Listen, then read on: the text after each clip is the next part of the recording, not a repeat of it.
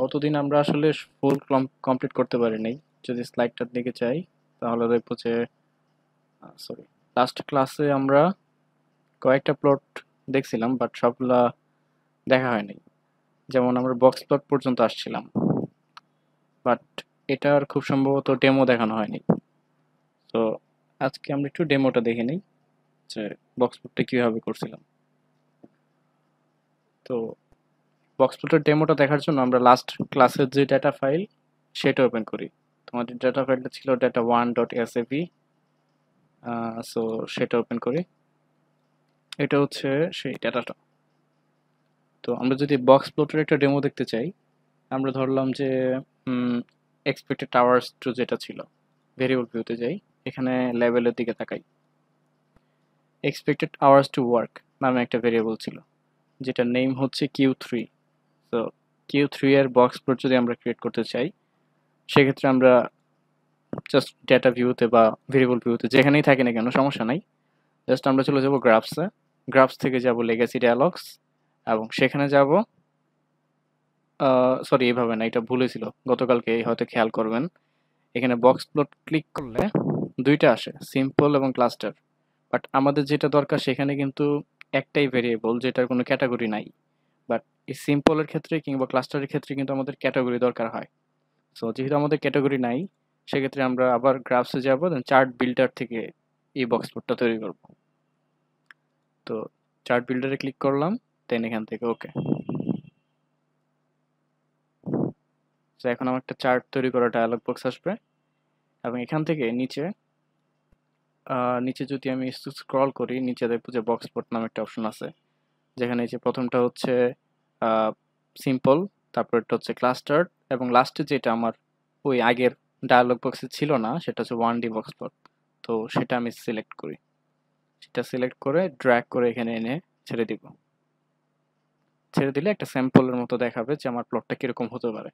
তো আমার এখন কাজ হচ্ছে ডেটা অ্যাসাইন করা। তো আমার ডেটাটা হচ্ছে এক্সপেক্টেড আওয়ার্স টু, যেটা আর কি। এবং আবার খেয়াল করেন, আমরা কিন্তু শুধুমাত্র স্কেল ভেরিয়েবল যেগুলো সেগুলোকেই আমরা বক্স প্লট তৈরি করতে পারবো সেগুলো দিয়ে। যে আইকনের দিকে খেয়াল করেন, এটা হচ্ছে একটা স্কেল ভেরিয়েবল, আর এগুলো হচ্ছে সব নমিনাল ভেরিয়েবল, আর এটা হচ্ছে অর্ডিনাল ভেরিয়েবল। আমাদের আমরা সবসময় হচ্ছে স্কেল ভেরিয়েবল দিয়ে এই বক্স প্লটগুলো তৈরি করতে পারবো। So expected hours to work, যেটা এটাকে এখন এখানে এনে ছেড়ে দিলাম। তাহলে এবার আমার কাজ শেষ। এখন যেটা করতে হবে সেটা হচ্ছে ওকে। ওকেতে ক্লিক করলে আউটপুট উইন্ডোটা ওপেন হবে এবং নিচে এরকম একটা বক্স প্লট দেখাবে। এটা হচ্ছে আমার সেই বক্স প্লট। তো এই বক্স প্লট থেকে আমি কি কি বুঝতে পারবো? আমরা এই বক্স থেকে ডেটার ডিস্ট্রিবিউশনটা সম্পর্কে একটা আইডিয়া পাবো এবং এখানে কোনো আউটলায়ার্স আছে কিনা সেটা বুঝতে পারবো। এখন কথা হচ্ছে আউটলায়ার্স মানে কি? আউটলায়ার্স মানে হচ্ছে এক্সট্রিম কিছু ভ্যালুস। যেমন এখানে যদি কত পর্যন্ত আছে 50, যদি এমন কোনো ভ্যালু থাকতো যেটা হচ্ছে 100, সেটা কিন্তু এই যে এই রেঞ্জের বাইরে চলে যেত। আমাদের ম্যাক্সিমাম ভ্যালুগুলোই আছে হচ্ছে এই 15 থেকে 30 এই রেঞ্জের মাঝে। তারপর কিছু কম ভ্যালু হচ্ছে এদিকে, তারপর কিছু কম হচ্ছে এদিকে, এবং জিরোর নিচে কিংবা 50-এর উপরে কিন্তু কোনো ভ্যালু নাই। সেটা হচ্ছে আমরা বক্স প্লট থেকে বুঝতে পারতেছি। এবার এই গ্রাফসে গিয়ে তারপর লেগাসি ডায়ালগস থেকে এখানে যে কয়েকটা বক্স প্লটের অপশনস ছিল সেগুলো একটু দেখি। তো বক্স প্লটে ক্লিক করলে এখানে আমরা দুইটা দেখতেছি, ক্লাস্টার্ড এবং সিম্পল। তো সিম্পলটা একটু দেখি। সিম্পলটা দেখার সময় খেয়াল করেন এখানে কি আছে, summaries for groups of cases. তো গ্রুপসগুলো আমরা কি চিন্তা করতে পারি?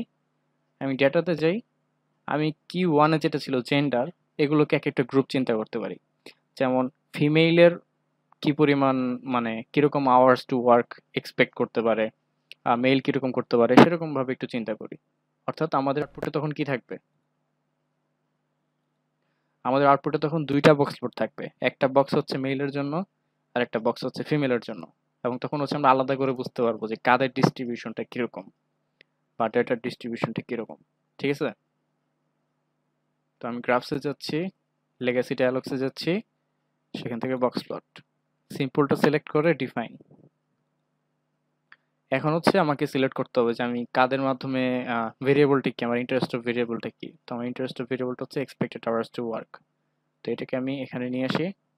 আর ক্যাটাগরিটা হচ্ছে আমার জেন্ডার, সো ক্যাটাগরিটাকে এখানে নিয়ে আসি। ডান, আমার আর কিছু চেঞ্জ করার দরকার নেই আপাতত, আমি ওকে দিচ্ছি।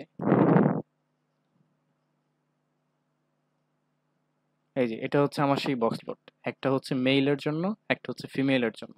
এবং আমি যদি একটু উপর দিকে যাই, আমি দেখবো যে এটা হচ্ছে সেই কোড, যে কোডের মাধ্যমে এই প্লটটা তৈরি করা হয়েছে।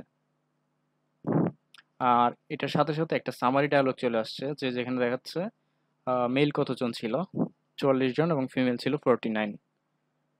এখন একটু বক্স প্লটটার দিকে আমরা খেয়াল করি যেখানে আসলে কি কি আছে। এখানে দেখতে পাচ্ছি যে এই যে মাঝখানের যে দাগটা, এটা হচ্ছে মিডিয়ান ভ্যালু। তো মেইলের median expected hours to work হচ্ছে অলমোস্ট কত, 25 বা একটু কম। আর ফিমেলেরটাও অলমোস্ট কাছাকাছি, 25 বা আশেপাশে হবে এরকম। এখান থেকে আমরা কিন্তু অ্যাকচুয়াল ভ্যালুটা জানতে পারবো না। তো সেটা জানার জন্য আমাদেরকে ওই এরকম একটা টেবিল তৈরি করতে হবে। তো টেবিল কিভাবে তৈরি করবো আমরা, আমরা সেটা তৈরি করবো হচ্ছে অ্যানালাইজে গিয়ে, দেন ডেসক্রিপটিভ স্ট্যাটিস্টিক্স এটার থেকে। তো সেটা হয়তো আমরা আগের ক্লাসগুলোতে দেখছি, তো এখন আবার সেটা দেখবো না। এখন আমরা বক্স প্লটটাতেই থাকি। এবার ফিমেলে দেখেন উপরে কিংবা নিচে আলাদা করে কোনো ডট বা কোনো পয়েন্টস নাই, বাট মেইলে কিন্তু দুইটা দুইটা করে পয়েন্টস আছে। এখানে একটা দেখতেছি ডট, এখানে দেখতেছি দুইটা। তো এই এই ভ্যালুগুলোই হচ্ছে আউটলায়ার্স। তার মানে হচ্ছে এই মেইলের নিচের দিকে দুইটা, এটা হচ্ছে 73 নাম্বার অবজারভেশনস এবং 79 নাম্বার অবজারভেশন। আর এদিকে হচ্ছে 62 আর 64, এই অবজারভেশনস গুলোতে আউটলায়ার্স আছে। আমরা হচ্ছে এই বক্স প্লটের মাধ্যমে এটাই বুঝতে পারতেছি। তো অনেক সময় দেখা যায় যে ডাটাতে আউটলায়ার্স থাকলে আহ, সেটা একটু ট্রিটমেন্ট করার প্রয়োজন হয়। হয়তো আমরা এই অবজারভেশনগুলোকে বাদ দিয়ে দিই, এটা হইতে পারে একটা। অথবা হচ্ছে আমরা মেইনলি বাদ দেওয়াটাই যুক্তিযুক্ত, কারণ এগুলাকে নিয়ে আসলে আমরা কাজ করাটা ভুল হবে। অনেকটা আমাদের দেশের ইনকামের মতো, যে 4 লাখ টাকা ইনকাম, বাট ম্যাক্সিমাম তো 4 লাখ টাকা না, ম্যাক্সিমাম তো হচ্ছে 30,000 40,000 টাকা। তো 4 লাখ টাকা বাদ দিয়ে হিসাব করাটাই বেটার হইতো, তাই না? সেক্ষেত্রে হচ্ছে আমরা যেটা করতে পারি সেটা হচ্ছে ট্রিমড মিন, যেটা প্রথম ক্লাসে বলছিলাম। ট্রিমড মিন আমরা ব্যবহার করতে পারি, অর্থাৎ উপরের 5% এবং নিচের 5%কে বাদ দিয়ে দিবে, বাদ দিয়ে মাঝখানে যে 90% থাকবে তাদের অ্যাভারেজটা বের করবে। তো এই ধরনের সেন্ট্রাল টেন্ডেন্সি আমরা হিসাব করতে পারি ক্যালকুলেট করার জন্য যে অ্যাভারেজটা কিরকম। তো এটা ছিল হচ্ছে বক্স প্লট। আর একটা বিষয়, বক্স প্লট আমরা এডিট করবো কিভাবে। মনে করি যে এটা এরকম না, আমি চাচ্ছি হরাইজন্টাল থাকুক। কোশ্চেন ছিল। হ্যাঁ, কোয়েশ্চেন করুন। আপনি বললেন যে উপরের থেকে 5% বা 2.5% বাদ দেবো এবং নিচে থেকে এরকম 5% বাদ দিতে পারি, তো এটা আমরা ডাটা সেট থেকে কিভাবে একই সাথে বাদ দিয়ে এখানে অ্যাপ্লাই করে এটা কাজ করতে পারি, মানে পার্সেন্টেজ অনুযায়ী কিভাবে বাদ দিতে পারি আর কি ডাটা সেট থেকে? ফুল ডাটা সেট থেকে বাদ দেওয়ার কথা বলতেছেন? হ্যাঁ, হ্যাঁ। আর সেক্ষেত্রে এই যে এখানে অবজারভেশন নাম্বারগুলো দেওয়া আছে, 62 64 70 79, এগুলো আউটলায়ার্স। বাট আপনি যদি চিন্তা করেন যে আপার 5% কিংবা লোয়ার 5% বাদ দিবেন, তো সেক্ষেত্রে আপনাকে এই ডাটাতে যেতে হবে। ডাটাতে গিয়ে এগুলোকে ফার্স্টে সর্ট করতে হবে। ধরলাম এটা কোনটা, কি চিজ কি ছিল, ভেরিয়েবলটা ছিল হচ্ছে Q3। তো Q3টাকে সর্ট করতে হবে, সর্ট অ্যাসেন্ডিং। ঠিক আছে, সর্ট করার পরে আপনি হচ্ছে অ্যানালাইজে যাবেন, সেখান থেকে ডেসক্রিপটিভ স্ট্যাটিস্টিক্স, দেন ডেসক্রিপটিভ, তারপর হচ্ছে এক্সপেক্টেড আওয়ার্স টু ওয়ার্ক, অপশনসে যাবেন। সরি, পার্সেন্টাইল এখান থেকে না, সরি সরি সরি, এক্সপ্লোর, এখানে স্ট্যাটিস্টিক্স কোথায় গেল, মানে পার্সেন্টাইল ভ্যালুগুলো ফার্স্টে আলাদা করে ক্যালকুলেট করতে হবে যে আমার 5% ভ্যালু কত, তারপর হচ্ছে আমার 95% ভ্যালু কত। তো আপনি যখন সেটা বের করবেন, বের করার পরে আপনাকে ফিল্টার করতে হবে যে যাদের ক্ষেত্রে Q3 এর ভ্যালু, মনে করি যে আমার 5% ভ্যালু আসতেছে 15, তো 15 এর চেয়ে কম, মানে হচ্ছে এগুলো। আর আর হচ্ছে 5%, 95%-এর বেশি, মনে করি হচ্ছে 40-র বেশি, তো এগুলো। তো এগুলোকে হচ্ছে বাদ দিয়ে ফেলতে হবে, ফিল্টার করতে হবে। এভাবে হচ্ছে এই কাজটা করা যায়, একটা ওয়ে হচ্ছে এটা। বুঝতে পারছি ভাই, বুঝতে পারছি। আমি জানি না এগুলো আসলে এইভাবে ইউজ করে কিনা।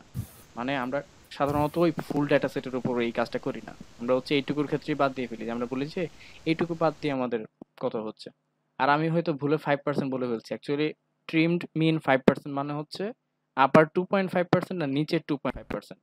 তো আড়াই আড়াই করে হচ্ছে 5%।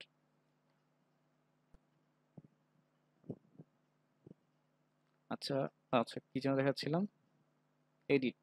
আচ্ছা, তো এডিট করার জন্য আপনাদেরকে এটাতে ডাবল ক্লিক করতে হবে, প্লটটাতে। তো আমি ডাবল ক্লিক করলাম। এটা গতকাল ক্লাসেও মনে হয় দেখাইছিলাম। ডাবল ক্লিক করার পর একটা আলাদা একটা উইন্ডো আসবে, চার্ট এডিটর। এখান থেকে এই যে উপর একটা বাটন আছে, ট্রান্সপোজ চার্ট। এখানে ক্লিক করলে এই যে এটা এরকম হয়ে যাবে, উপর থেকে নিচে, মানে হরাইজন্টাল হয়ে যাবে।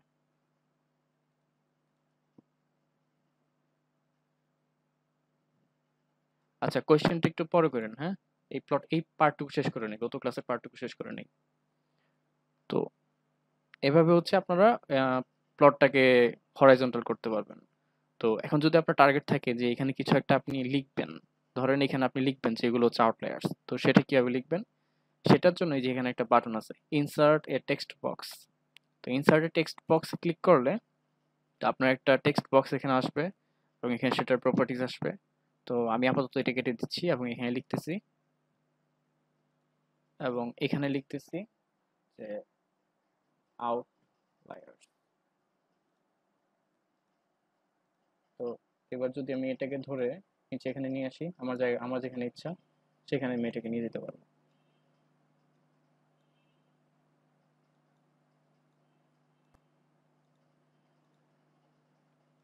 ডান। এভাবে হচ্ছে একটা চার্ট এডিট করা যায়, আমার প্রয়োজন মতো এডিট করতে পারবো।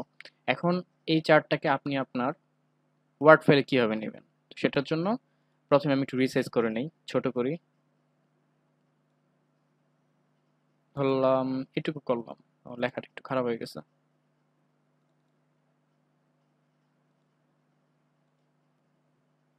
এটাকে সিলেক্ট করে, হুম, ঠিক হয়েছে এখন। এবার আমি এটাকে কপি করব। কপি করার জন্য এটা সিলেক্ট করে রাইট বাটন ক্লিক, দেন কপি। এখন আমি একটা ওয়ার্ড ফাইল তৈরি করি, নিউ মাইক্রোসফট ওয়ার্ড ডকুমেন্ট। কি নাম দিব? দেখি, figure, figure dot rocket, rocket. এটা ওপেন করি।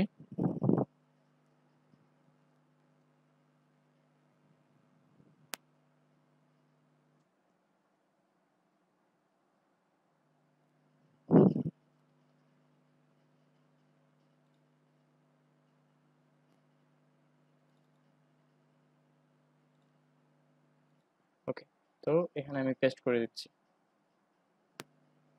হয়ে গেছে। এটা হচ্ছে আমার ফিগারটা। তো ফিগারটা এখন দরকার মতো ছোট বড় করে নিতে পারেন, বা আপনি চাইলে আরেকটা কাজ করতে পারেন। সেটা হচ্ছে এটা কিন্তু এখানে আর কোনো এডিট করার ওয়ে নেই, আপনি এখানে জাস্ট ছোট বড় করতে পারবেন।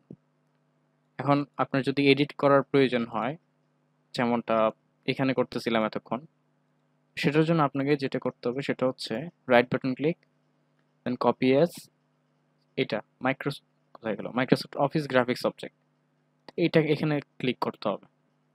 তো আমি এখানে ক্লিক করছি, দেন ওয়ার্ড ফাইলে যাই, এখানে আমি এটা পেস্ট করে দিব। সো এটা চেঞ্জ হয়ে গেছে, বিকজ এটা এখন মানে মাইক্রোসফট ওয়ার্ডের চেঞ্জেবল একটা ওয়েতে চলে আসছে। এটা হচ্ছে কিন্তু কালার পর্যন্ত সেম থাকবে না, কালারটাও চেঞ্জ হয়ে যাবে। ইভেন এখানে যে মাঝখানে একটা কালো দাগ ছিল সেটাও চেঞ্জ হয়ে যাবে। সো যখন আপনি এই কাজটা করবেন, এইভাবে যখন কপি করবেন, তখন খেয়াল করবেন যে এইখানে আপনি যা যা চেঞ্জই করেন না কেন সবকিছু কিন্তু ওয়ার্ড ফাইলের মতো করে নিজে নিজে চেঞ্জ হয়ে যাবে। So, তখন আবার এখানে এসে আপনি আপনার মতো চেঞ্জ করতে পারবেন, সেটা হচ্ছে আপনার ব্যাপার। বাট এই দুইটা ওয়ে আছে চেঞ্জ করার। কেটে দেই, সেভ করে দিই। এবার স্লাইডে ফিরে যাই।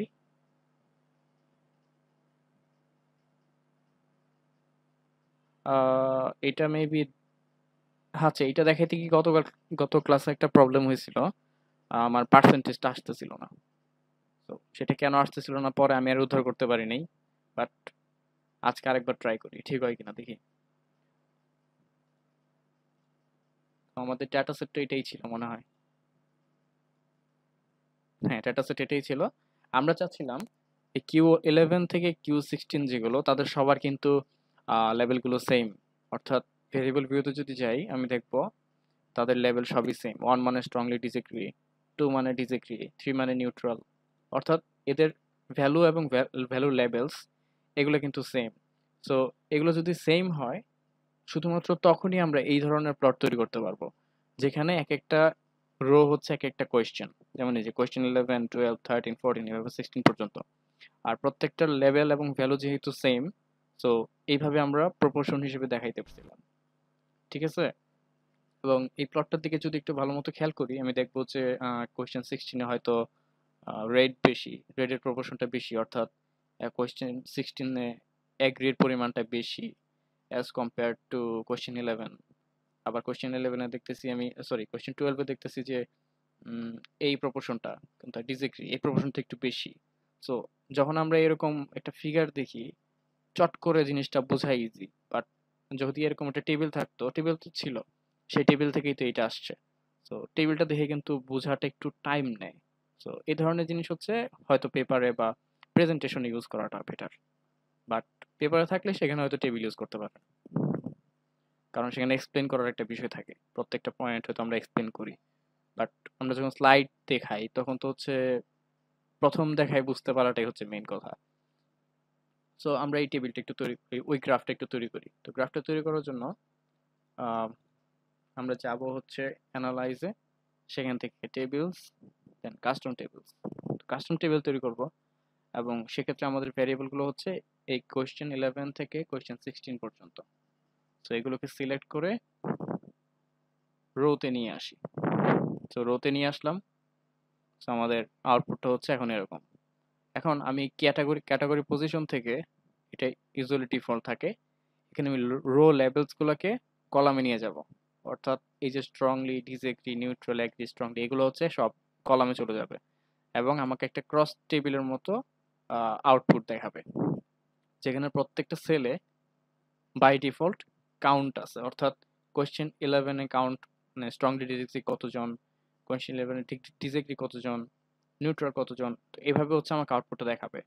বাট আমার টার্গেট যেহেতু পার্সেন্টেজ দেখা, সো আমি এটাকে একটু চেঞ্জ করব। আমার টার্গেট হচ্ছে রো ওয়াইজ পার্সেন্টেজ থাকবে, মানে এই রোতে সবগুলো যোগ করলে যেন 100 আসে।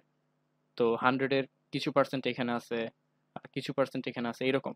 সো আমি এখানে চেঞ্জ করব। চেঞ্জটা হচ্ছে সামে স্ট্যাটিস্টিক্সে, সেখানে এই যে রো পার্সেন্ট যে একটা অপশন, এটাকে আমি এক্সপ্যান্ড করব। সেখান থেকে রো অ্যান্ড পার্সেন্ট এটাকে কেটে এখানে নিয়ে আসবো। আর কাউন্ট যেটা ছিল আগে থেকে সেটাকে আমি বাদ দিয়ে দিচ্ছি। সো এখন আমার কাছে শুধুমাত্র রো অ্যান্ড পার্সেন্ট আছে। Then apply to all, close. তো এটা হচ্ছে আমার এখন পর্যন্ত ফরম্যাটটা।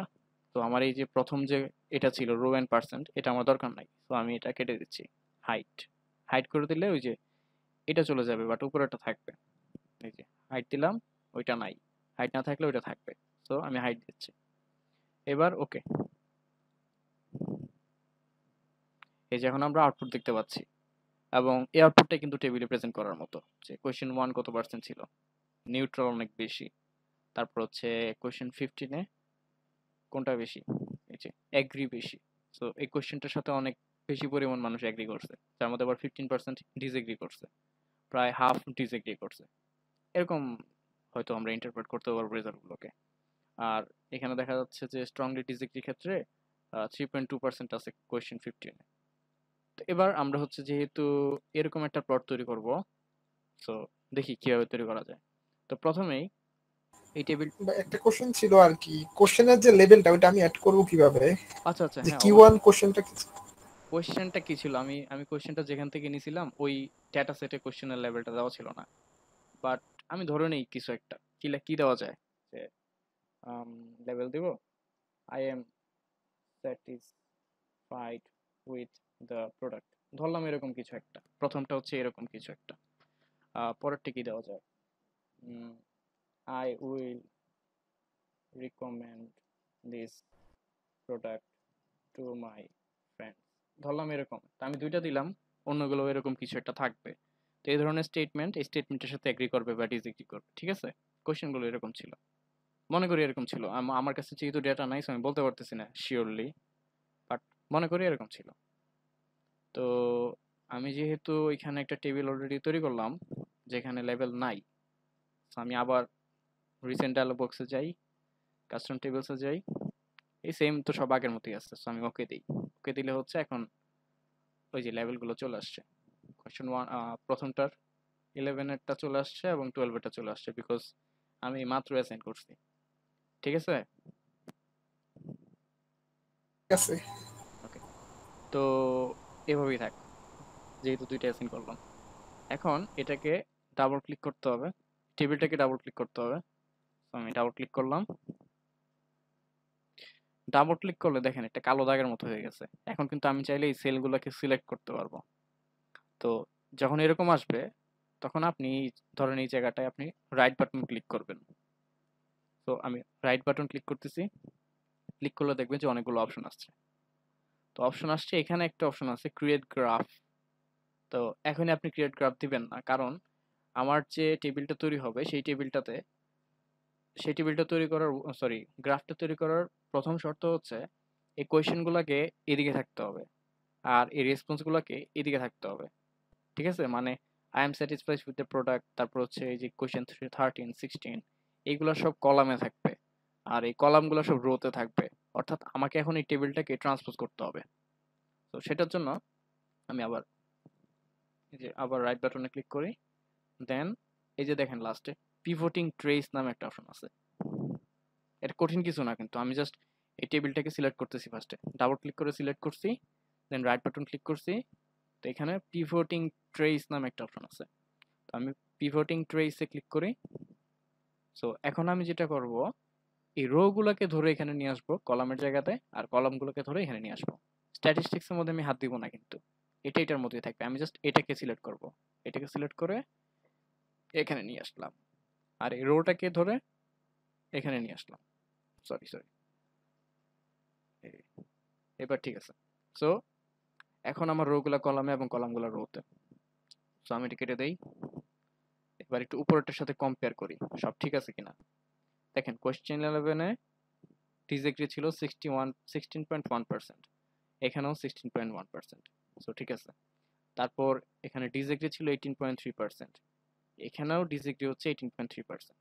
তারপর স্ট্রংলি এগ্রি ছিল 5.4%, এখানেও 5.4%। সো টেবিলটা কিন্তু ঠিক আছে, জাস্ট রোগুলো কলামে চলে গেছে এবং কলামগুলো রোতে চলে গেছে। এবার আমি প্লটটা তৈরি করতে রেডি। সো আমি আরেকবার রাইট বাটনে ক্লিক করব এবং ক্রিয়েট গ্রাফ, এখান থেকে বারে ক্লিক করব, বারে ক্লিক করি। এরকম কিছু একটা আসছে যেটা খুব একটা আমাদেরটার সাথে মিলে না। আমাদেরটা ছিল এরকম পার্সেন্টেজ দেখাচ্ছে, তারপর একটা বারের মধ্যেই সবকিছু, মানে একটা বারেই সবগুলো রেসপন্স। বাট এখানে দেখতেছি যে এক একটা রেসপন্সের জন্য এক একটা বার আসছে, টোটাল প্রত্যেকটা কোয়েশ্চেনে মোট 5টা বার আসছে, কারণ আমাদের রেসপন্স ছিল 5টা করে। তো এগুলাকে এখন চেঞ্জ করতে হবে, অর্থাৎ আমার গ্রাফটা এখন এডিট করা দরকার। সেজন্য আমি ডাবল ক্লিক করব, ডাবল ক্লিক করে এই ফিগারটাকে এডিট মোডে নিয়ে যাব। So right mode, double click, এরকম হয়েছে। তো এবার আমি যে কোনো একটা বারে জাস্ট ক্লিক করব, ক্লিক করে অ্যাক্টিভ করব। তো একটা ক্লিক করে দেখবেন যে আশেপাশে এরকম হলুদ একটা বর্ডারের মতো আসছে, তার মানে হচ্ছে এখন এটা এডিট করা যাবে। সো আমি এখন এডিট করা মোডে যখন আছে তখন রাইট বাটনে ক্লিক করব। তো দেখো যে প্রপার্টিজ উইন্ডো নামে একটা অপশন আসছে। তো প্রপার্টিজ উইন্ডোতে ক্লিক করব, দেন ভেরিয়েবলসে সেখান থেকে দেখেন কলামে এক্স ক্লাস্টার দেওয়া। তো আমাদের এটাকে চেঞ্জ করে স্ট্যাকে নিয়ে যেতে হবে। তো অপশনগুলো এই যে উপরে নিচে করে দেখবেন যে কোথায় আছে অপশনটা, ওখানে এই স্ট্যাক অপশনটা থাকবে। স্ট্যাক অপশনটা সিলেক্ট করে দিবেন, দেন অ্যাপ্লাই। সো ডান, আমার কিন্তু কাজ শেষ, প্রায় শেষ। মানে আমাদেরকে এখন জাস্ট ট্রান্সপোজ করতে হবে, কারণ আমাদের ফিগারটা দেখি, ফিগারটা হচ্ছে এরকম, মানে হরাইজন্টাল, বাট আমাদেরটা হচ্ছে এখানে ভার্টিক্যাল। তো এই কোয়েশ্চেনগুলোকে এখন এদিকে নিতে হবে, সবগুলোকে এদিকে নিতে হবে, আর ভ্যালুগুলোকে এদিকে আনতে হবে। তো আমি সেই কাজটাই করব। কিভাবে? এই যে ট্রান্সপোজ বাটনে ক্লিক করব, এখানে ক্লিক করি, হয়ে গেছে ট্রান্সপোজ। সো এই লেখাটার কারণে দেখা যাচ্ছে যে অনেক বেশি স্পেস নিয়ে ফেলছে এই পাঁচটা, ঠিক আছে। ওইভাবে এই জন্য মনে হয় আমি কোয়েশ্চেন 11, 12, 13 দিয়ে রাখছিলাম।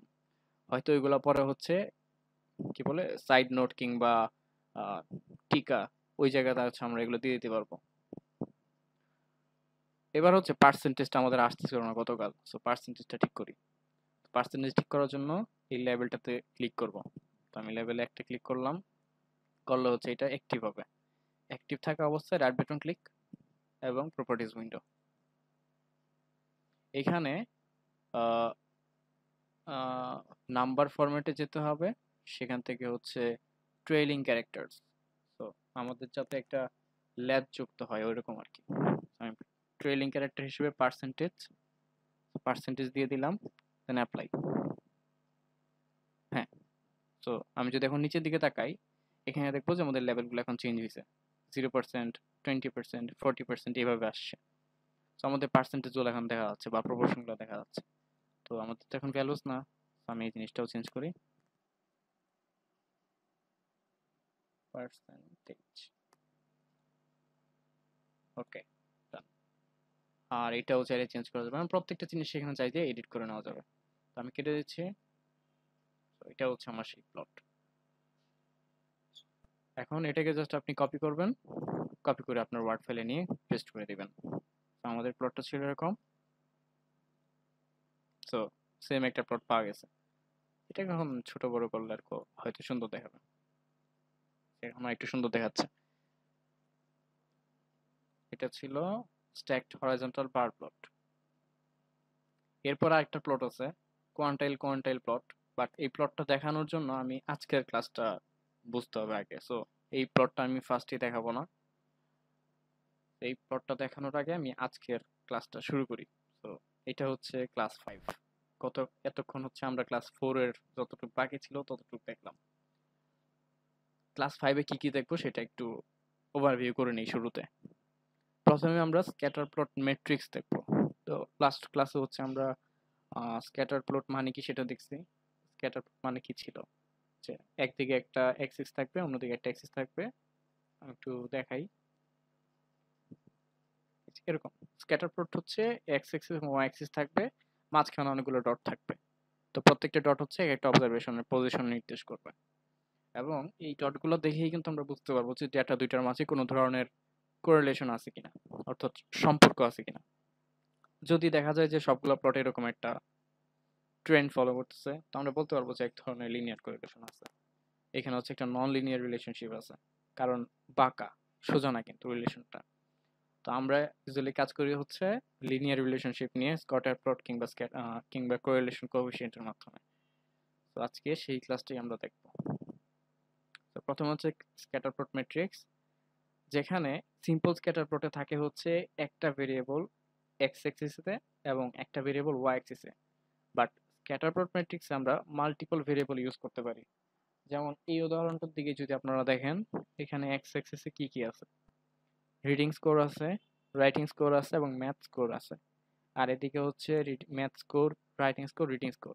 এখন আপনি যদি রিডিং স্কোর, অর্থাৎ কেউ পড়াশোনা করে যেরকম স্কোর করতেছে, ধরেন রিডিং স্কোর আস্তে আস্তে যত বাড়ে তার ম্যাথের স্কোর তত বাড়তেছে। এই প্লটটার মাধ্যমে আমরা সেটা বুঝতে পারতেছি। তো রিডিং স্কোরের সাথে রাইটিং স্কোরের কোনো সম্পর্ক আছে কিনা সেটা বুঝতে হলে আমরা এই প্লটটার দিকে তাকাবো। তো আমরা দেখবো যে মোটামুটি একটা ট্রেন্ড আছে, বাট এতটা স্ট্রং না। যেমন ম্যাথ স্কোরে যতটা স্ট্রং দেখা যাচ্ছে, অনেক ঘন হয়ে আছে একটা লাইন বরাবর, বাট এই প্লটটাতে কিন্তু সেরকম না। তার মানে হচ্ছে এটা হয়তো একটু হালকা। তারপর উপরে এইটার দিকে যদি তাকাই, এটা কি, আচ্ছা সেম, এটা হচ্ছে ম্যাথ স্কোর, রিডিং স্কোর। এটা কি ম্যাথ স্কোর, ও সরি ডায়াগোনাল তো সেম, এটা আর এটা তো সেমই হবে। আর কি বাকি আছে, আর এটা হচ্ছে যে রাইটিং স্কোরের সাথে ম্যাথ স্কোর, এটা হচ্ছে রাইটিং স্কোর, এটা হচ্ছে ম্যাথ স্কোর। দুইটার মাঝে রিলেশনটা কিরকম ওইটা হচ্ছে এই প্লটের মাধ্যমে বোঝা যাচ্ছে। তো স্ক্যাটার প্লট ম্যাট্রিক্সের মাধ্যমে আমরা একসাথে কয়েকটা ভেরিয়েবলের মাঝে কোরিলেশন কিরকম সেটা হচ্ছে এক নজরে দেখে বুঝতে পারবো। তো তারপরে কি আছে, তারপর আছে যে এই যে একটু আগে আমরা জাস্ট একটা প্লটের মাধ্যমে দেখলাম কোরিলেশন, এটা আমরা অ্যাকচুয়ালি মেজার করব কিভাবে? তো সেটা দেখার জন্যই হচ্ছে কোরিলেশন কোএফিসিয়েন্ট, যেটা আসলে একটা মেজার অফ লিনিয়ার কোরিলেশন, মানে কোনো ধরনের লিনিয়ার কোরিলেশন আছে কিনা এবং থাকলে সেটা কতটুকু, কিরকম, সেটা বোঝার একটা ওয়ে হচ্ছে এই কোরিলেশন কোএফিসিয়েন্ট। যেখানে দেখতেছি আমরা যদি ভ্যালুটা জিরো আসে বা জিরোর কাছাকাছি থাকে সেক্ষেত্রে নো কোরিলেশন অথবা ভেরি উইক কোরিলেশন, তারপর হচ্ছে টু বা তার চেয়ে বেশি এবং ফোর কম হলে উইক কোরিলেশন। তো এরকম কিছু কন্ডিশনস আছে যে কোরিলেশন কোএফিসিয়েন্টের ভ্যালু কিরকম থাকলে সেই দুইটা ভেরিয়েবলের মাঝে রিলেশনশিপ কিরকম সেটা আমরা বুঝতে পারবো। 2 হবে নাকি 0.2 হবে এগুলো? কোনটা? আচ্ছা আচ্ছা, সবগুলো এগুলো পয়েন্ট হবে, সবগুলো পয়েন্ট হবে।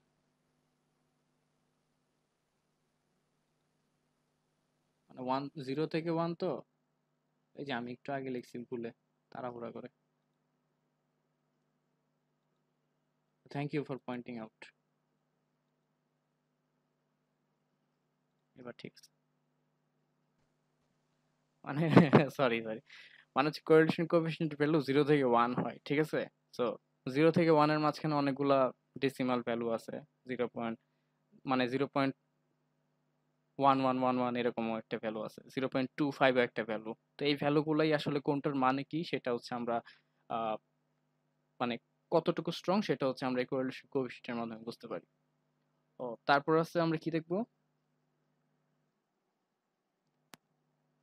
হাইপোথিসিস টেস্ট মানে কি, জিনিসটা কেন দরকার, তো সেটা সম্পর্কে একটু ওভারভিউ দেখবো। দেন ডিসিশন কিভাবে নেয় হাইপোথিসিস টেস্টের উপর বেস করে সেটা দেখবো। আর কিছু এক্সাম্পলস দেখবো জাস্ট শুরুতে হচ্ছে আমরা ভিতরে যাব না, কোনটা মানে কি কি করে সেটা দেখবো না, আমরা জাস্ট নামগুলোর সাথে একটু পরিচিত হব। তারপর হচ্ছে প্যারামেট্রিক হাইপোথিসিস টেস্ট। আচ্ছা, দেন দেন হচ্ছে দুইটা টেস্ট সম্পর্কে আজকে একটু আলোচনা করব এবং সেগুলো এসপিসিসি কিভাবে করে সেগুলো দেখবো। তো আজকে ক্লাসটা তাহলে শুরু করি। স্ক্যাটারপ্লট ম্যাট্রিক্স। আজকে ডেটা হচ্ছে এটা হাউস প্রাইস ডট এসএফই, এই ডেটা ফাইলটা আপনাদের দিয়ে দিব ক্লাস শেষে।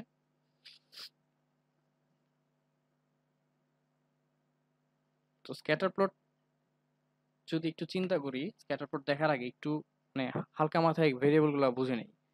এখানে প্রথম ভেরিয়েবলটা হচ্ছে প্রাইস। তো এটা হয়তো 24,000 হিসাব করা, মানে 21,000 24,000 ইউএস ডলার। তো এগুলো হচ্ছে জাস্ট থাউজেন্ডটাকে 2420 এভাবে লিখছে। তো প্রাইস হচ্ছে একটা ভেরিয়েবল। তারপর এটা হচ্ছে রেসিডেন্সিয়াল এরিয়া বা হয়তো ফ্ল্যাটের সাইজ কিরকম এটা হইতে পারে। তারপর হচ্ছে air quality, room number, average room number আর কি, কারণ 6.57 এটা কিভাবে হয় একটা রুম নাম্বার হয় 6 হবে অথবা 5 হবে বা 7 হবে, যাই হোক সম্ভবত এভারেজ রুম নাম্বার, কোনো একটা বিল্ডিং এর এভারেজ রুম নাম্বার কত সেটা হচ্ছে 6.575। তারপর হচ্ছে এইজ, মানে কোনো বিল্ডিং কত বছর বয়স্ক বা কত মাস পুরাতন সেটা। এরকম কয়েকটা ভেরিয়েবল দেখতেছি আমরা। এদিকে আরো আছে, এই যে এয়ারপোর্ট আছে কিনা ওই এরিয়াতে, এই ধরনের কিছু ডেটা আমরা দেখতেছি। এই ডাটাটা খুবই পপুলার কিভাবে, এটা হচ্ছে ওই বিভিন্ন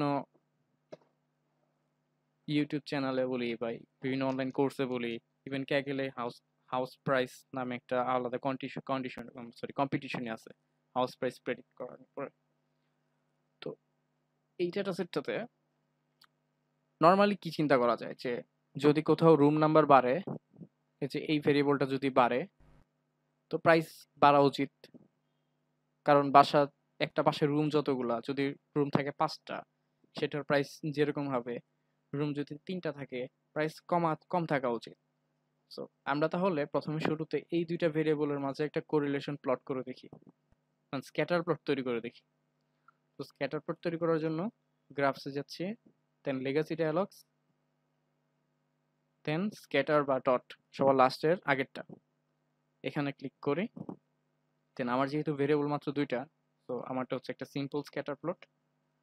দেন ডিফাইন, এখানে আমি ওয়াই অ্যাক্সিসে দিচ্ছি প্রাইস এবং এক্স অ্যাক্সিসে দিচ্ছি রুম নাম্বার, তারপর ওকে।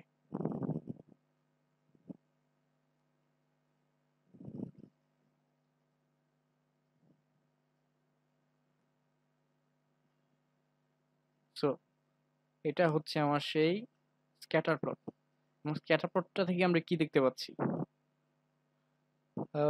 ৫টা থেকে ৭টা রুমে মোটামুটি বেশি অবজারভেশনস, অর্থাৎ বেশিরভাগ বাসাই হচ্ছে ৫ থেকে ৭ রুমের মধ্যে, এবং ৪ রুমের নিচে হচ্ছে দেখতেছি ২টা বাসা, ৫ রুমের নিচে মোটামুটি অনেকগুলোই, তারপর হচ্ছে আবার ৯ থেকে ৮-এর মধ্যেও অল্প সংখ্যক।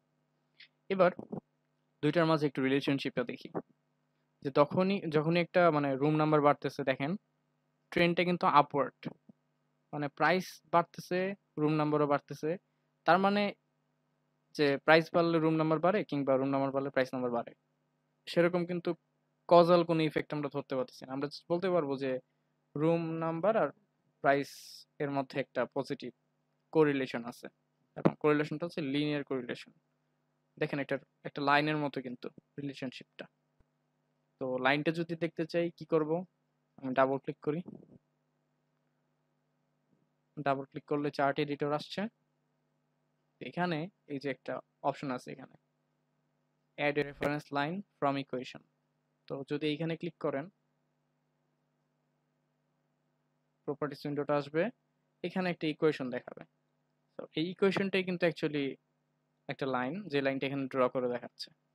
তো আমি আপাতত এটা কেটে দিচ্ছি।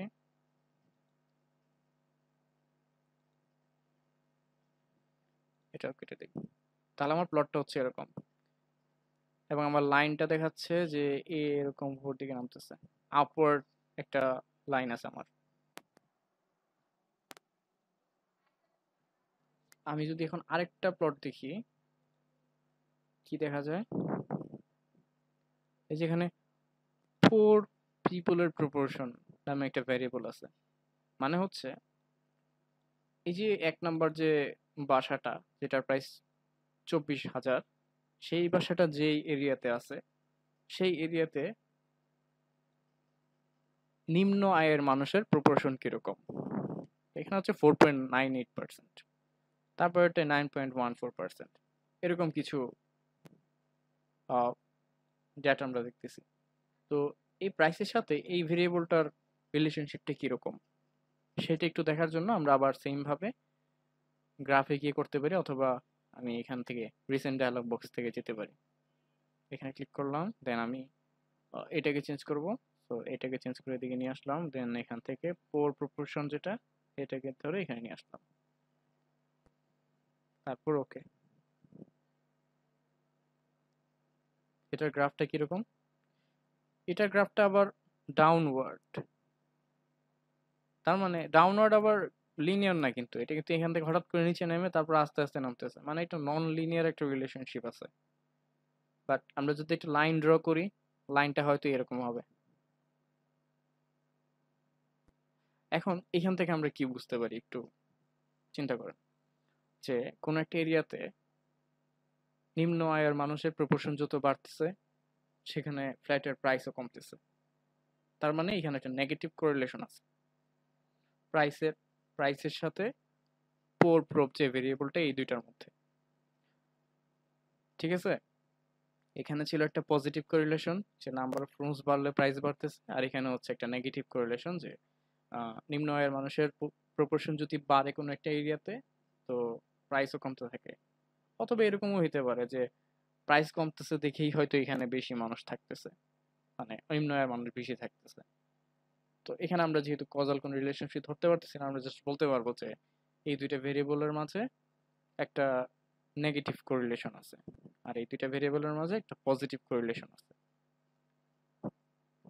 এবার আমাদের আজকে যেটা টার্গেট, সেটা হচ্ছে একটা স্ক্যাটার প্লট ম্যাট্রিক্স। তো স্ক্যাটার, ভাইয়া জি ভাইয়া, এই গ্রাফিক আঁকার সময় আমরা যে ওখানে মানে ওয়াই অ্যাক্সিস আর এক্স অ্যাক্সিস দিলাম, দেওয়ার পরে সেট মেকারস বা এগুলা দুইটা ছক দেখলাম, ওগুলার কাজ কি লাগবে বা মানে কাজ কি ওগুলা?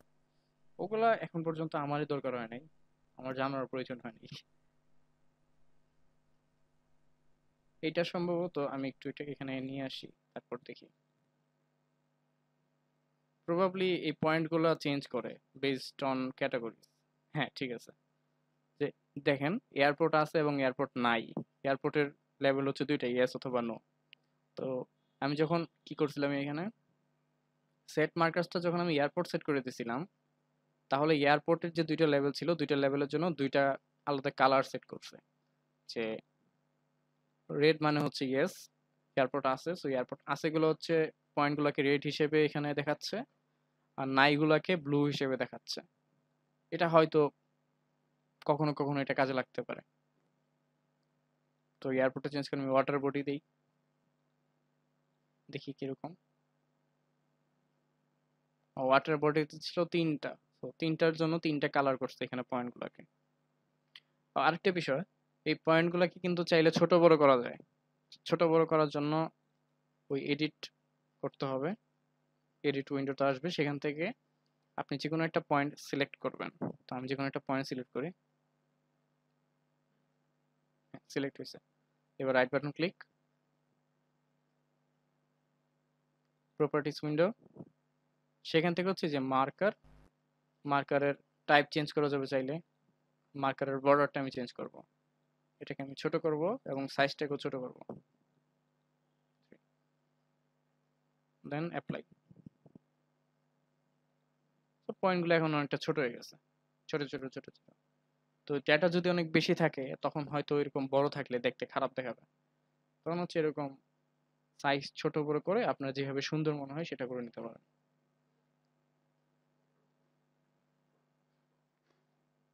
একটু যদি এক্সপ্লোর করেন, হয়তো আমি কোশ্চেনটা না করলে হয়তো দেখাইতাম না। সো না দেখাইলে আপনার সুযোগ ছিল এটাকে জাস্ট এখানে নিয়ে হয়তো আপনি চেঞ্জ করে দেখতে পারতেন। আচ্ছা এটা এখানে দিলে কি হয় দেখি, আমি লেভেল কেসেস বা এখানে দিয়ে কি হয় দেখি। আমি এয়ারপোর্টে ক্লিক করলাম, এবার ওকে দিয়ে দেখি কি আসে, তেমন কিছু দেখতেছি না। সো আমি এখন এটা জানার জন্য কি করব, এটা আমি জানার জন্য এখন গুগল করব। গুগলে দেখবো যে এখানে স্পেস আছে, লেভেলস বা এর কাজ কি। ঠিক আছে বিষয়টা। আমি কিন্তু এটা কিন্তু একটা ফাউন্ডেশন কোর্স, আমার পক্ষে সম্ভব না সবকিছু দেখানো। তো অনেক কিছুই থাকবে, বাদ পড়ে যাবে, দেখাইতে গিয়েও দেখানো হবে না, অথবা আমি জানি না, একজন সব জানবে তাও না। তো তখন হচ্ছে আপনাদের কাছে সুযোগ আছে জিনিসটা গুগল করে জেনে নেওয়ার। ঠিক আছে।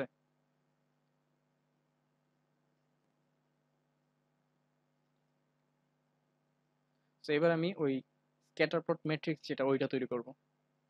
তো ওইটা তৈরি করার জন্য গ্রাফস থেকে লেগেসি ডায়ালগস, সেখানে স্ক্যাটার প্লট বা ডট, এখানে ক্লিক করি। দেন এখানে এই যে অপশন আছে ম্যাট্রিক্স স্ক্যাটার, তো এখানে এটা সিলেক্ট করে দিয়ে ডিফাইন। এখন এই ম্যাট্রিক্স ভেরিয়েবলস যেটা এখানে, সেই ভেরিয়েবলকে আমি দিব যাদের আমি ম্যাট্রিক্স বা স্ক্যাটার প্লট আমি দেখতে চাচ্ছি। তো আমি চাচ্ছি হচ্ছে প্রাইস, তারপর হচ্ছে রুম নাম্বার, তারপর হচ্ছে ফ্লোর প্রপোর্শন। এই তিনটা ভেরিয়েবলের একটা স্ক্যাটার প্লট ম্যাট্রিক্স আমি দেখতে চাচ্ছি। তাহলে আমি এগুলোকে সিলেক্ট করে ম্যাট্রিক্স ভেরিয়েবলসে নিয়ে আসলাম। আর হচ্ছে আমি যদি টাইটেলস দিতে চাই সেই টাইটেলস দিতে পারবো এখানে, ফুটনোট কিছু দিতে চাইলে সেটা দিতে পারবো, সাবটাইটেল দিতে চাইলে সেটা দিতে পারবো। এটা হচ্ছে আপ টু ইউ। দেন ওকে, আমি আর কিছু চেঞ্জ করতেছি। প্লটটা দেখি, প্লটটা একটু কেমন উদ্ভুত আসছে, কারণ একটু আগে বললাম এই পয়েন্টগুলো যদি একটু ছোট করি তাহলে তো দেখতে সুন্দর লাগবে। সো আমি একটু পয়েন্টগুলো ছোট করি আগে, সরি, ডাবল ক্লিক করে অ্যাক্টিভ করতে হবে। তারপর হচ্ছে যে কোনো একটা পয়েন্ট সিলেক্ট করতে হবে, তখন হচ্ছে এডিট মোড আসবে। এডিট মোড থেকে আমি রাইট বাটন ক্লিক করব,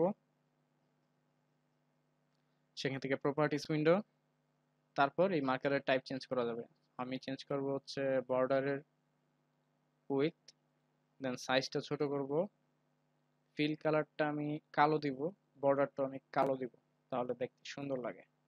অ্যাপ্লাই, অ্যাপ্লাই হয়ে গেছে, এরকম হয়েছে। এটাও কেটে দিই। এখন অনেকটা এরকম দেখতে হচ্ছে। আমি যদি ছোট করি, ছোট করে দিলাম। তো এখন আমার কাছে কি আসলো, কি দেখতেছি আমি, আমি দেখতেছি তিনটা ভেরিয়েবলের মাঝে রিলেশনশিপ কিরকম, প্রাইসের সাথে পোর প্রফিট রিলেশনশিপটা কিরকম। এটা হচ্ছে এরকম একটু মানে নিচে নামতেছে। রুম নাম্বারের সাথে পোর প্রপোর্শনের রিলেশনশিপটা কিরকম, এটা মোটামুটি ডাউনওয়ার্ড, যদি একটা কার্ভ মনে হচ্ছে বাট ডাউনওয়ার্ড। আর প্রাইসের সাথে রুম নাম্বারেরটা কিরকম, আপওয়ার্ড। তো এভাবে হচ্ছে আমরা জাস্ট অবজার্ভ করতে পারি যে রিলেশনশিপটা কিরকম। তো রিলেশনশিপটা মনে করেন আমরা গ্রাফের মাধ্যমে দেখলাম, তো আমরা একটা নাম্বারের মাধ্যমে এক্সপ্লেন করব কিভাবে। স্লাইডে যে দেখছিলাম একটু আগে, এই নাম্বারগুলো কিভাবে পাবো, নাম্বারগুলোই হচ্ছে আমাদের মেইন, যেটার মাধ্যমে হচ্ছে আমরা লিনিয়ার রিলেশনশিপ দেখতে পারবো। তো সেটার জন্য আমরা যাব অ্যানালাইজে। ও আরেকটা কথা, আমরা কিন্তু চাইলে এখান থেকেও সবকিছু করতে পারবো, অ্যানালাইজ, গ্রাফস, ইউটিলিটিস সবকিছু কিন্তু এখান থেকেই অ্যাক্টিভ আছে। তো আমি যদি এখানেও যাই, ডাটা সেটে যাই, সেখান থেকেও করা যাবে, কোনো সমস্যা নেই। তো অ্যানালাইজ, তারপর হচ্ছে এই যে কোরিলেট। অ্যানালাইজে নিচের দিকে মাঝখানের দিকে একটা অপশন আছে কোরিলেট। এখানে দেখেন bivariate, partial, distance, canonical correlation কয়েকটা অপশন আছে, but for the sake of simplicity আমরা অন্যগুলোতে যাব না, আমরা একটাতেই থাকবো, বাইভেরিয়েট। আর অন্যগুলোরও কি কাজ আছে সেগুলো একটু কষ্ট করে দেখে নিতে হবে, বাট আমি বাইভেরিয়েটই শুধুমাত্র দেখাবো। তো বাইভেরিয়েট আমাদের ভেরিয়েবল ছিল তিনটা, প্রাইস, রুম নাম্বার, পোর প্রপোর্শন। সো এই তিনটা আমি সিলেক্ট করে দিলাম। আমি আর কিছু চেঞ্জ করব না, আমি সরাসরি এখন ওকেতে ক্লিক করব। সো আমার কাছে একটা টেবিল আসছে। টেবিলটা হচ্ছে এরকম, যেখানে বেশ কিছু আউটপুট দেখতেছি। একটা হচ্ছে উপরে তো হেডলাইন, তারপর হচ্ছে তিনটা ভেরিয়েবল যেহেতু আমি সিলেক্ট করছিলাম, তিনটা ভেরিয়েবলের জন্য তিনটা কলাম এবং তিনটা রো। এবার নিচে ফুট নোটে দেখেন কি লেখা আছে, correlation is significant at the 0.01 level. Significant মানে কি, ডাবল স্টার মানে কি, এই জিনিসগুলো হচ্ছে আমরা একটু পরে দেখবো। তার আগে আমরা ভ্যালুগুলোর মানে কি সেটা বুঝে নেই। দেখেন, এই প্রাইসের সাথে রুম নাম্বারের যে পিয়ারসন কোরিলেশনের যে ভ্যালুটা, এটাই হচ্ছে সেই কোরিলেশন কোএফিশিয়েন্ট। ঠিক আছে, পিয়ারসন কোরিলেশন যেটা, এটাই আমার যেটা দেখতে চাওয়ার মেইন জিনিস, সেটা হচ্ছে কোরিলেশন কোএফিশিয়েন্ট, সেটাই হচ্ছে এই ভ্যালুটা। এবং এই ভ্যালুটা হচ্ছে 0.696। আর পোর প্রপোর্শন যেটা, এটার ভ্যালু হচ্ছে -0.741। কোরিলেশন কোএফিশিয়েন্টের ভ্যালু সবসময় 0 থেকে 1 এর মাঝখানে থাকে। আর এই যে দেখেন, যদি পজিটিভ ভ্যালু হয় তার মানে হচ্ছে একটা পজিটিভ রিলেশনশিপ থাকবে। যেমন আমি যদি এই প্লটটাই দেখি এখন, প্রাইস আর রুম নাম্বারের মাঝে কি পজিটিভ নাম্বার, সো একটা পজিটিভ রিলেশনশিপ আছে। সো প্রাইস আর হচ্ছে রুম নাম্বার। তো ঠিক আছে, আমরা অবজার্ভ এটাই করছিলাম, এটা পজিটিভ রিলেশনশিপ আছে। এবার আমরা প্রাইসের সাথে পোর প্রপ যেটা ভেরিয়েবলটা, সেটারটা দেখি। এখানে ভ্যালু হচ্ছে -0.741, মানে একটা নেগেটিভ ভ্যালু। সো এখানে একটা নেগেটিভ রিলেশনশিপ থাকবে। এখন যদি আমি ফিগারে যাই, তাহলে দেখবো যে প্রাইসের সাথে পোর প্রপ যেটা ছিল, প্রাইসের সাথে পোর প্রপ, এটা রিলেশনশিপটা এরকম নিচের দিকে নামতেছে, ডাউনওয়ার্ড। তার মানে এখানে একটা নেগেটিভ কোরিলেশন আছে, এবং কোরিলেশনটা লিনিয়ার কোরিলেশন। আমরা যদিও দেখতেছি একটা মানে কার্ভ আছে, মানে লিনিয়ার না, বাট এই ভ্যালুটা একটা লিনিয়ার কোরিলেশনশিপ কি পরিমাণ আছে সেটা হচ্ছে মেজার করতে পারে। এই কোরিলেশন কোএফিশিয়েন্ট কখনো এই ধরনের মানে বাঁকা আঁকা বাঁকা রিলেশনশিপ কিরকম সেটা মেজার করতে পারে না। এই দুইটা গেল, আরেকটা কি, আরেকটা হচ্ছে যেটা, এটা হচ্ছে রুম নাম্বারের সাথে পোর প্রপোর্শনের কোরিলেশন কোএফিশিয়েন্ট কত, এটা হচ্ছে -0.614, তার মানে এটাও নেগেটিভ কোরিলেশন। পজিটিভ কোরিলেশন আমরা দেখতেছি শুধুমাত্র এই দুইটার ক্ষেত্রে, রুম নাম্বার এবং প্রাইস। আর প্রাইসের সাথে পোর প্রপের নেগেটিভ, রুম নাম্বারের সাথে পোর প্রপেরও নেগেটিভ। ঠিক আছে, আমরা এই মাত্র এই তিনটা থেকেই সবকিছু বুঝে ফেলতে পারতেছি। কথা হচ্ছে ভাইয়া বাকি তিনটা কি, বাকি তিনটা সেম জিনিস, মানে রুম নাম্বার তো এদিকেও আছে এদিকেও আছে। আমি যদি চিন্তা করি প্রাইসের সাথে রুম নাম্বার কত, এটা, আবার যদি চিন্তা করি প্রাইসের সাথে রুম নাম্বার কত, এটা জাস্ট মিরর, অনেকটা বলতে গেলে একটা আয়নার এপাশ ওপাশ। ঠিক আছে, এই ডায়াগোনাল হচ্ছে এইটা, অক্ষ বরাবর, সরি, এই কোনাকুনি যেগুলো, এই কোনাকুনির উপরে যা থাকবে নিচে তাই থাকবে, সেম জিনিস। এখন কি পরিমাণ স্ট্রং কিংবা উইক কোরিলেশন সেটা তো আমাদের জানা দরকার।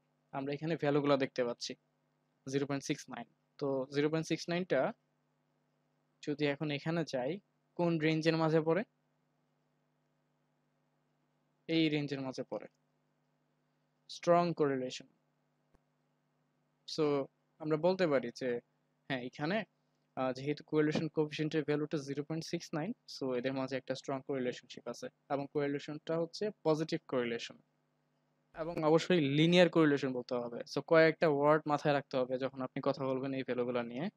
একটা হচ্ছে কোরিলেশন, একটা হচ্ছে ডিরেকশনটা কি হবে, পজিটিভ নাকি নেগেটিভ, আর একটা হচ্ছে লিনিয়ার কোরিলেশন কোএফিসিয়েন্ট সবসময় লিনিয়ার কোরিলেশন মেজার করতে পারে এবং এটা ডিরেকশনটা পজিটিভ নাকি নেগেটিভ সেটা মেজার করতে পারে এবং এটা উইক নাকি স্ট্রং নাকি মডারেট নাকি কোনো কোরিলেশনই নেই সেই সব জিনিসগুলো এখানে মেজার করতে পারে। তো আমাদের প্রথম ভ্যালুটা স্ট্রং বোঝাচ্ছে, পরেরটাও স্ট্রং বোঝাচ্ছে কারণ 7.4 ভাই একটা কোশ্চেন ছিল। জি ভাই আপনি বলছেন যে কোরিলেশনটা সবসময় লিনিয়ার যেটা সেটাকে মেজার করতে পারে, তাহলে আমি যখন বলবো বা কোথাও উল্লেখ করব তাহলে আমাকে লিনিয়ার পজিটিভ কোরিলেশন এটা কেন বলতে হবে? আমি অলরেডি জানি কোরিলেশনটা শুধু লিনিয়ার গ্রাফের ক্ষেত্রেই মেজার করে, তাহলে আবার আমাকে কেন বলতে হবে আপনি লিনিয়ার কখনোই এজিউম করতে পারবেন না আপনার রিডার জিনিসটা সম্পর্কে অবগত, ঠিক আছে? আপনার রিডার কিছুই জানে না, প্রথম কথা হচ্ছে সেটা। আমরা যখন পরীক্ষার খাতায় লিখি আমাদেরকে দেখায় দেওয়া লাগে যে এটা মানে এইটা, এটা মানে এইটা, লেট এক্স ইকুয়াল টু এইটা, ঠিক আছে? বিষয়গুলো হচ্ছে এই জন্যই বলতে। আচ্ছা, থ্যাংক ইউ ভাই। ওকে,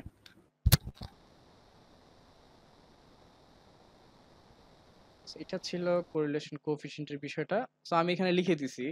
এখন একটা গুরুত্বপূর্ণ বিষয় হচ্ছে এই রেঞ্জের মাঝে থাকলে যে এইটাই হবে তা কিন্তু সবসময় সত্যি না। এটা হচ্ছে ডিপেন্ড করতেছে যে আপনি যে ডোমেনে কাজ করেন সেই ডোমেনে দুইটা ভেরিয়েবলের মাঝে ভ্যালু কত হইলে কি বোঝায়।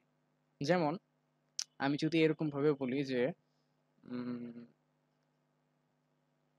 কোনো একটা ছেলে যে ইংলিশে ভালো নাম্বার পাইছে, হুম, তো সে ইংলিশে ভালো নাম্বার পাইছে, তাহলে তার ইংলিশে যদি একটা রিডিং এর উপর আলাদা একটা টেস্ট থাকে সেখানেও তার ভালো নাম্বার পাওয়া উচিত। অর্থাৎ একটা হচ্ছে ইংলিশের কম্বাইন্ড টেস্ট যেখানে রিডিং রাইটিং সবকিছুই আছে, আরেকটা হচ্ছে ইংলিশের শুধুমাত্র রিডিং টেস্ট যেখানে শুধু রিডিং এর উপর টেস্ট নেওয়া হয়েছে। তাহলে রিডিং এবং রাইটিং এর মাঝে একটা খুব ভালো কোরিলেশন থাকা উচিত। তো সেক্ষেত্রে ভেরি স্ট্রং হইতে হইলে 0.8 এর বেশি আসবে, এটাই স্বাভাবিক। 0.8 এর বেশি আসা মানে ভেরি স্ট্রং কোরিলেশন। বাট এমন অনেক কেস আছে যেখানে আসলে এই কোরিলেশনটা ভেরি স্ট্রং হয়তো 0.8 নাও হইতে পারে। দেখা গেল যে সেখানে ভ্যালু যদি 0.75 আসে, আগের যে লিটারেচার গুলো যদি কেউ পড়ে রিসার্চ করার সময় সেখানে দেখা যাবে যে 0.7 কে ওই আগের রিসার্চাররা বলে রাখছে যে এটাই স্ট্রং। তো সেক্ষেত্রে আপনাকেও এটাকেই স্ট্রং ধরতে হবে, কারণ আগে যারা এই বিষয়টার উপর কাজ করে আসছে তাদের মতে 0.7টাই স্ট্রং, ঠিক আছে? তো এই বিষয়টা অনেক ক্ষেত্রেই নির্ভর করে আপনি কি নিয়ে গবেষণা করতেছেন বা কি নিয়ে পেপার লিখতেছেন বা আপনার জিনিসটা কি আসলে, গবেষণার বিষয়টা কি সেটার উপরে অনেক কিছু ডিপেন্ড করে। বাট ইন জেনারেল এরকম একটা মানে গুগল করলেও দেখবেন যে এই ধরনের বিষয়টি আসলে অনেকে মানে থ্রেশহোল্ড গুলোই অনেকে ধরে নেয় যে 0 থেকে 0.2 হইলে ভেরি উইক, অনেকে বলবে 0 থেকে 0.3 হইলে ভেরি উইক। তো এইটা নিয়ে মতভেদ আছে, বাট রেঞ্জটা অনেকটা এরকমই হয়, ঠিক আছে? যে 7 এর বেশি হইলে স্ট্রং, 1 মানে পারফেক্ট, এটা নিয়ে সবাই একমত, 0 মানে নো কোরিলেশন, এটা নিয়ে সবাই একমত। বাট মাঝখানে যে থ্রেশহোল্ড গুলো, এই থ্রেশহোল্ড গুলো এক একটা বইতে এক এক রকম, এক একজন রাইটার এক একভাবে লিখে, ইভেন গবেষণা তো এক এক জায়গায় এক এক রকম থাকে, ঠিক আছে? সো আমি এই জিনিসটা আগে বলে রাখলাম, কারণ সামনে হয়তো কাজ করতে গিয়ে দেখা যাবে যে আচ্ছা একজন কিন্তু এক এক রকম লেখছে, তাহলে কি ভুল পড়ে আসলাম? না, আপনি ভুল পড়ে আসেন নাই। জিনিসটা ডিপেন্ড করতেছে আপনি কি নিয়ে কাজ করতেছেন সেটার উপরে। তবে সাইন কিন্তু সবসময় সেম, নেগেটিভ ভ্যালু মানে নেগেটিভ লিনিয়ার কোরিলেশন, ঠিক আছে? এটা নিয়ে কনফিউশনের কিছু নাই। তো কোরিলেশন কিভাবে মেজার করে সেটা তো দেখলাম। অ্যানালাইজে গিয়ে কোরিলেট, সেখান থেকে বাইভেরিয়েট, তারপর আপনি যে ভেরিয়েবলগুলোর মাঝে কোরিলেশন দেখতে চান সেগুলো সিলেক্ট করবেন, তাহলে হয়ে যাবে। সো আমি যদি আরেকটা অ্যাড করে দেই, কি অ্যাড করা যায়, এয়ার কোয়ালিটি, এইচ, এগুলো অ্যাড করে দেই, ওকে দেই, তো হচ্ছে আমার এখন সবগুলোর জন্য দেখতে পারবো, 5টার জন্য এখন আমার টেবিল দেখাচ্ছে।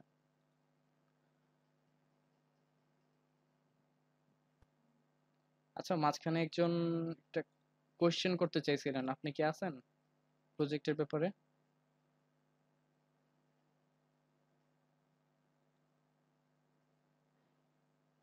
হ্যালো,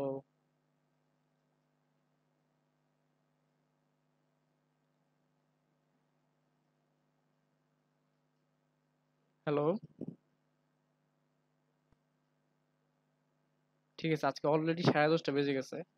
আমি আর বেশি আগাবো না। আমি জাস্ট আজকে একটা হিন্টস জাস্ট স্টার্ট করে যাব, যাতে সামনের দিন অনেকের মাথায় ক্যাচ করতে পারে যে জিনিসটা কি হচ্ছে আজকে।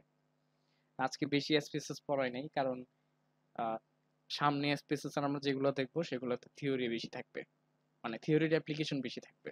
সো থিওরির অ্যাপ্লিকেশন যেহেতু বেশি থাকবে, সেজন্য আগে থিওরি জানা থাকা উচিত। সো আমি থিওরি সম্পর্কে একটা আইডিয়া দিই। প্রথম কথা হচ্ছে যে আহ, এই যে আমরা যে একটু আগে টেবিলটা দেখলাম, সেই টেবিলে দেখেন এই যে কোরিলেশন কোএফিসিয়েন্টের পাশে একটা স্টার দেওয়া আছে, দুইটা স্টার দেওয়া আছে, আর নিচে লেখা আছে correlation is significant at the 1% বা 0.01 লেভেল। পাশে আবার লেখা আছে টু টেইলড। আবার টেবিলের ভিতরে আছে সিগনিফিক্যান্ট বা সিগ টু টেইলড। এখানে 000 এরকম অনেকগুলো ভ্যালু দেখতে পাচ্ছি, এরকম সবগুলোতেই। ইভেন মানে সামনে যে অ্যানালিসিস গুলো হবে সবখানে দেখবেন যে এই ধরনের আউটপুট গুলো থাকবে, সিগ লেখা থাকবে, তারপর এরকম স্টার দেওয়া থাকবে। সো এই বিষয়গুলো আসলে কি, এটা বুঝতে হইলে হাইপোথিসিস টেস্টিং মানে কি সেটা বুঝতে হবে। হাইপোথিসিস টেস্টিং করার কারণটা হচ্ছে আমরা কিন্তু সাধারণত পপুলেশন নিয়ে কাজ করি না। তো পপুলেশন মানে কি? পপুলেশন মানে হচ্ছে অ্যাকচুয়ালি যেটা আছে, মানে আমাদের দেশের জনসংখ্যা নিয়ে যদি আমি কাজ করি, আমাকে প্রত্যেকটা মানুষকে হিসাবে আনতে হবে।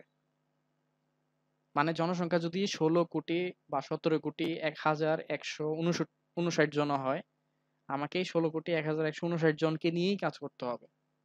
আর যদি আমি তখন সেইটা নিয়ে কাজ করি, তখন হচ্ছে আমার হাতে আছে পপুলেশন। বাট আমি যদি সবাইকে নিয়ে কাজ করতে না পারি, কোনো একটা দেশের কোনো একটা, মনে করি অর্থনৈতিক সুমারি বা কোনো একটা ধরি স্বাস্থ্য সুমারি, যাই হোক ওইরকম কিছু, তো আমাকে সবাইকে নিয়ে যদি আমি কাজ করতে পারি, মানে সবাই আমার কাছে আছে, তো তারা হচ্ছে পপুলেশন। বাট আমরা তো সবাইকে নিয়ে কাজ করি না, আমরা করি হচ্ছে লটারি করি, কিছু কিছু জাস্ট র্যান্ডমলি কিছু চয়েস করি, তো তাদেরকে বলা হচ্ছে স্যাম্পল। তো স্যাম্পলটা হচ্ছে ওই পপুলেশনের জাস্ট একটা রিপ্রেজেন্টেটিভ পার্ট। তার মানে আমার যদি টার্গেট পপুলেশন 1000টা হাউস হোল্ডস হয়, আর আমি সেই 1000টা হাউস হোল্ডস থেকে মাত্র 200টা সিলেক্ট করে নিয়ে আসি, এই 200টা হচ্ছে আমার স্যাম্পল। অনেকটা ভাত মানে সিদ্ধ হয়েছে কিনা বোঝার জন্য আমরা যেমন ভাতের পাতের থেকে 1-2টা ভাত তুলে নিয়ে টিপ দিয়ে দেখি যে হয়েছে কিনা, জিনিসটা এরকম।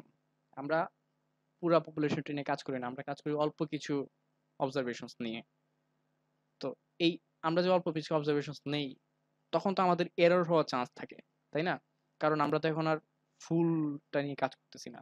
যেমন এই যে উদাহরণটা যদি দেখি, এইগুলো যদি আমার পপুলেশন হয়, যে এই 20টা ধরলাম যে এই 20টা হচ্ছে আমার পপুলেশন, এই 20টার এভারেজ আসছে কত? 20,465। তো আমরা এই 20টা থেকে যে কোনো 6টাকে র্যান্ডমলি চয়েস করলাম, তাহলে এটা আমার কি? এটা হচ্ছে স্যাম্পল। এটা পপুলেশন আর এটা স্যাম্পল। তো আমার স্যাম্পলের সাইজটা অবশ্যই ছোট, স্বাভাবিকভাবেই, যেহেতু আমি সবাইকে নেই। তো যখন আমি এই মাত্র 6 জনকে নিলাম এই 20 জন থেকে, তাহলে আমার একটা এরর হওয়ার চান্স আছে। আমি যে এই এভারেজটা সেম অ্যাকচুয়াল যে এভারেজ সেটাই পাবো তা কিন্তু না, আমি কিন্তু কম বেশি পাইতে পারি, এবং আসলে ঘটছেও তা। আমি কিন্তু কম পাইছি, পাওয়া উচিত ছিল 20,465, বাট আমার পাইছি কত? 20,266। এভাবেই হচ্ছে আসলে আমাদের এরর গুলো অ্যারাইজ করে।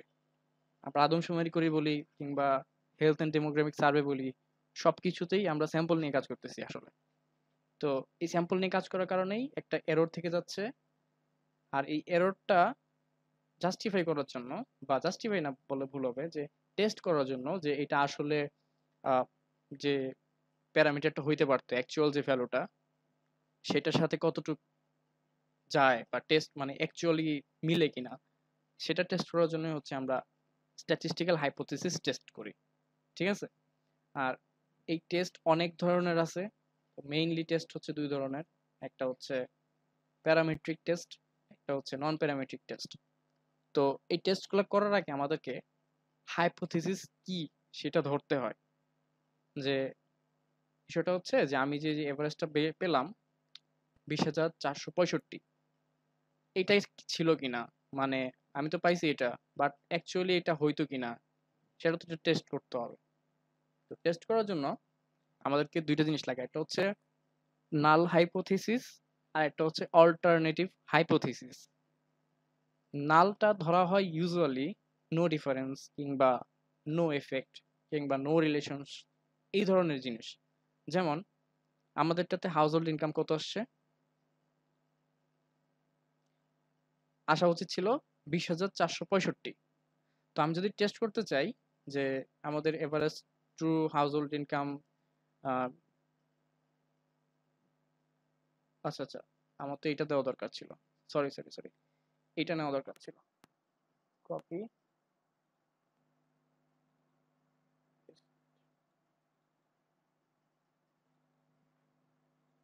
আমি তো ভ্যালু পাইছি এটা। ওকে, তো আমি যদি টেস্ট করতে চাই যে আমার ট্রু যে এভারেজটা, সেই ট্রু এভারেজটি কি আসলে 20,266 কিনা, মানে আমি তো জানি না যে আমার ট্রুটা কত। আমি টেস্ট করতে চাচ্ছি যে আমাদের ট্রুটা কি আসলে 20,266 কিনা। তাহলে আমার নাল হাইপোথিসিসটা হবে যে আমাদের ট্রুটা হচ্ছে এটা, আমি নাল ধরে নিছি যে এটা হচ্ছে আমার ট্রু। তাহলে অল্টারনেটটা হবে এটা না, এটার অপোজিটটা হবে অল্টারনেট। তো এটা যেহেতু ইকুয়াল, অল্টারনেটটা হবে নট ইকুয়াল। আর এখানে আমি একটা সাইন ইউজ করছি মিউ, মিউ মানে হচ্ছে পপুলেশন এভারেজ। আমি যেহেতু এভারেজ নিয়ে এখন দেখাচ্ছি সবকিছু, তো এই জন্য হচ্ছে আমি এভারেজটা দেখাইছি। সামনে এভারেজ ছাড়া অন্য কিছু থাকতে পারে, ভেরিয়েন্স থাকতে পারে, স্ট্যান্ডার্ড ডিভিশন থাকতে পারে, মোড থাকতে পারে, সেগুলো সামনে দেখবো। বাট আপাতত আমরা এই জায়গাটায় থাকি। একটা সাইন মিউ, এই মিউ এর মানে হচ্ছে পপুলেশন এভারেজ।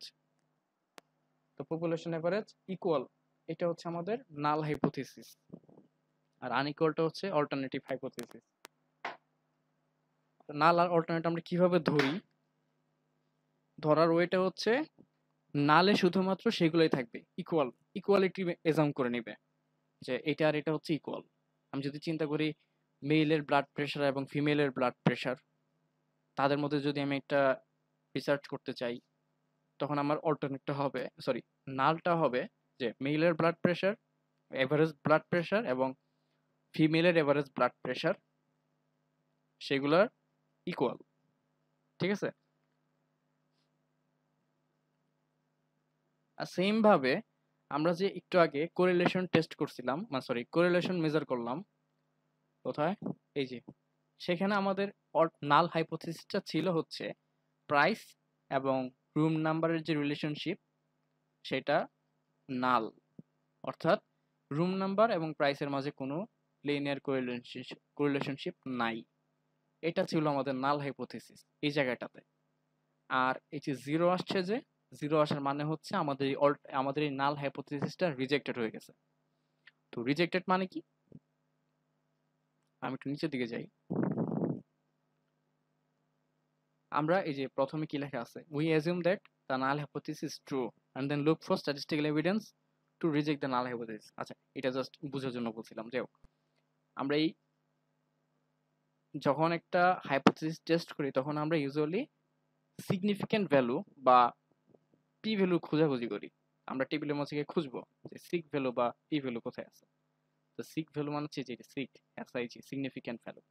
এই ভ্যালুটা আমরা খুঁজি, আমাদের নাল হাইপোথিসিসটা রিজেক্ট না অ্যাকসেপ্ট হবে সেটা দেখার জন্য।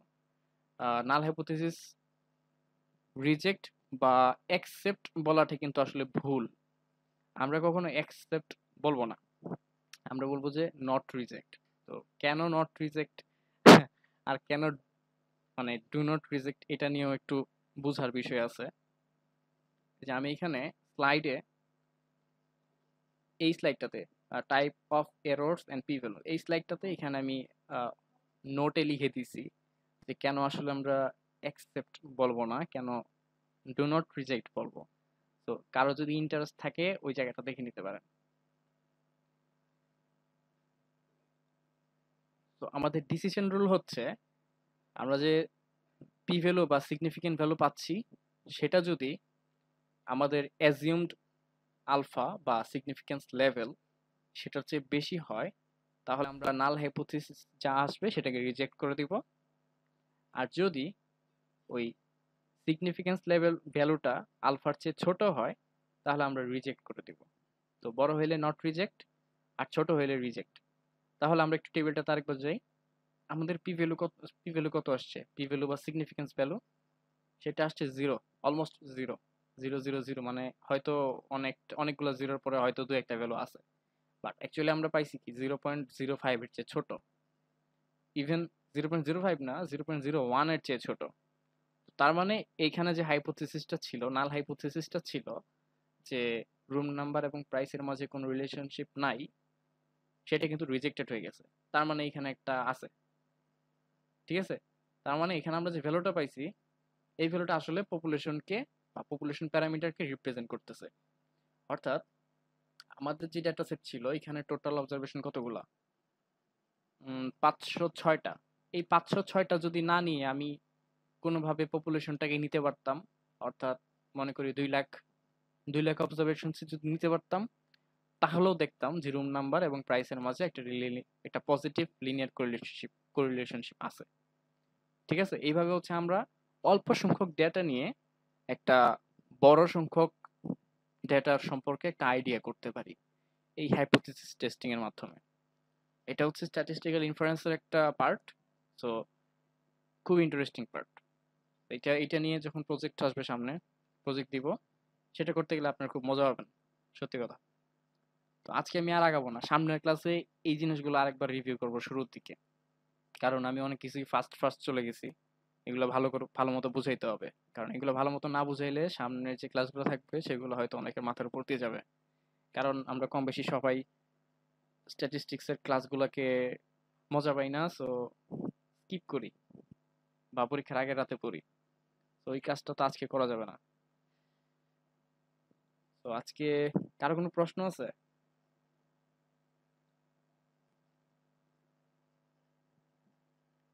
প্রশ্ন প্লিজ।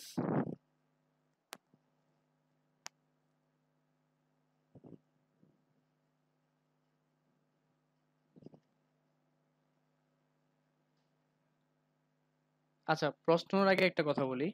আমার আজকে একটা প্রজেক্ট দেওয়ার কথা ছিল, বাট গত প্রজেক্ট অনেকে এখনো কমপ্লিট করে নাই এবং আজকের ক্লাসটাও এখনো কমপ্লিট হয় নাই। সো আমি আজকের প্রজেক্টটা আজকে দিব না, আজকে না দিয়ে আমি সামনের ক্লাসের দিন, মানে ক্লাসের শেষে আমি মানে সেকেন্ড প্রজেক্টটা দিব, ঠিক আছে। তো আশা করি তার আগে যারা এখনো প্রজেক্ট সাবমিট করেন নাই তারা সাবমিট করে দিবেন। তো আজকে ক্লাসটা এই পর্যন্তই আমি শেষ করতে পারি যদি কারো কোনো প্রশ্ন না থাকে।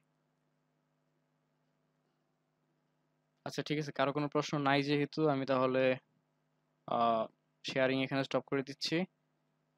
যারা প্রজেক্ট সাবমিট করেন নাই এখনো, প্লিজ সাবমিট করে দিবেন, কারণ প্র্যাকটিস না করলে আসলে কোনো লাভ নাই। So practice makes a man perfect.